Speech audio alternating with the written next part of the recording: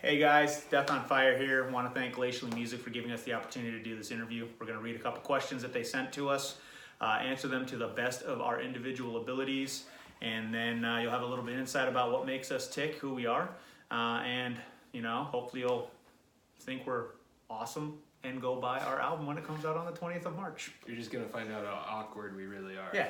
All right, the Awesome. First one is, tell me about what made you want to become a musician. Tell me about what made you want to become a musician. Okay, Sam. That's my question. Okay, what made me want to become a musician is I saw someone play music off of a guitar, and I had always heard music, but I didn't realize that you could actually, conjure it yourself. And it wasn't as if I was watching like a star, it was just some classmate playing like Smoke on the Water or something. So seeing that you can, just any person can just pick it up and it can actually be unlocked, it really inspired me. So then I asked my uncle if he would show me some stuff. He let me borrow his acoustic and, been playing music. So that's how it's done, Nice. All right, so you've heard the terms, tags for fans of, related if you like. But Tim, what bands do you think are our for fans of, related if you like? And what genre do we fit into? So this one was always a tough question, and thankfully I've had a lot of guidance from some good friends in the industry and outside of it. No one thinks they have an ugly baby, right? So I was thinking that, hey, we're doing some progressive stuff, we're doing some jazzy stuff, we're reinventing music on the whole, and then it turns out we're not. Death.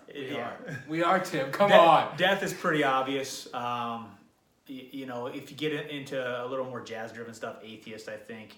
The bigger names that most people would be into would be like Obituary. We get lumped in with Tomb Mold and Gate Creeper quite a bit, Autopsy. Any of that old-school death metal, which is really where we fall, that has a bit of a progressive sound and a bit of a groove to it. That's really what our FFO is. So if you like groovy, old-school death metal, we're going to be great for you.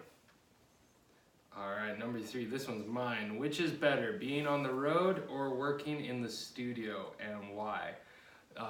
My answer is kind of a cop-out because I actually really like both. Both of them are insanely fun. I love playing music, and a lot of us in this will agree that there's something special about playing live in front of an audience, connecting with people.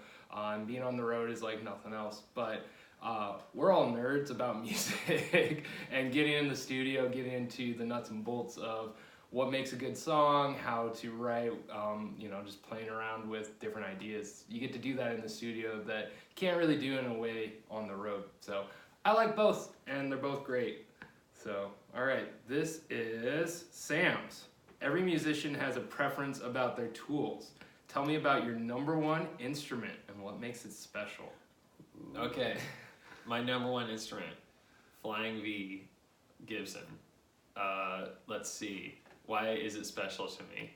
Because I have always wanted a Flying V, and my hair is finally long enough that I can have one and look kind of cool.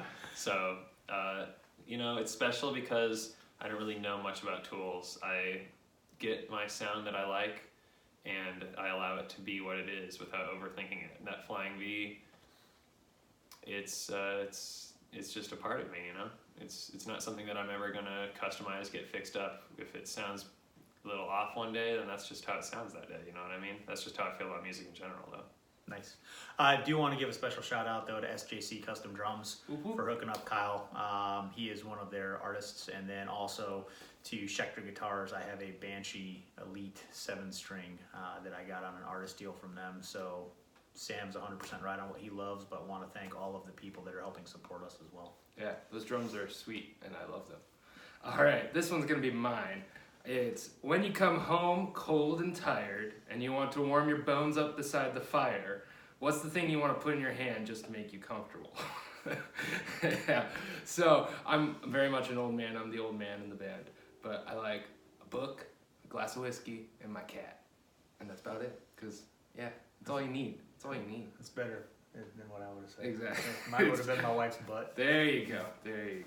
All right, Tim, you got this one. Sing the greatest riff of all time Wait 10 seconds so we can guess. After 10 seconds, tell us why that's the greatest riff. Oh man, this is gonna be tough because there are a ton of great riffs, but I'm gonna go for one that just, you know, everyone ought to know, and if you don't, what are you doing?